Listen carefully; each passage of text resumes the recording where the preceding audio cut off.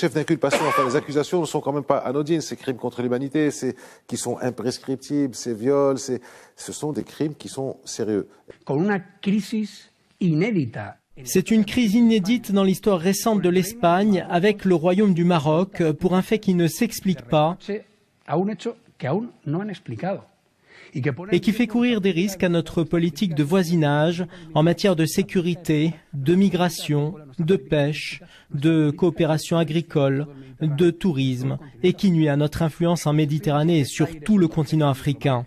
Ce n'est pas un jeu diplomatique, mais bien une irresponsabilité historique avec des partenaires stratégiques, comme cela est le cas pour le Maroc. Là, ce n'est pas quelqu'un qui est rentré d'une manière normale en Espagne. Il est rentré par des documents falsifiés. Et ça, c'est la responsabilité du gouvernement espagnol. Si un juge établit qu'effectivement, il est rentré sous une fausse identité, on parle d'un acte pénal. Et maintenant, si on passe à l'Europe, aujourd'hui, l'Espagne est devenue la risée de l'Europe. Et on a vu beaucoup de journaux européens en parler. Non seulement vous faites rentrer quelqu'un qui est recherché par la justice de votre propre pays, depuis 2016. Mais vous le faites rentrer sous une fausse identité.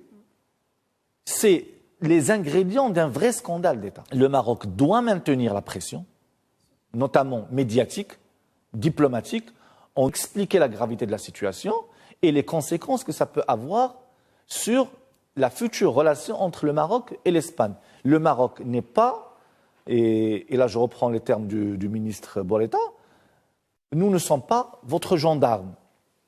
Quand il s'agit d'immigration et de lutte contre le terrorisme, nous sommes des partenaires. Il s'agit d'aller comploter avec l'Algérie d'entre deux, on l'est plus. Clarifiez votre position, sinon, et je parle sous ma responsabilité, tous les dossiers peuvent être remis sur la table. Point de vue géostratégique, le Maroc a refusé de recevoir les indépendantistes, sauf en présence d'un représentant du gouvernement espagnol. Il s'attendait à ce qu'il y ait au moins la réciproque.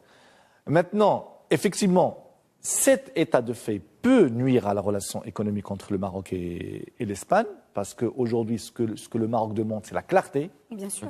Les deux poids, deux mesures. Une forme de loyauté aussi. Voilà. D'abord, la clarté.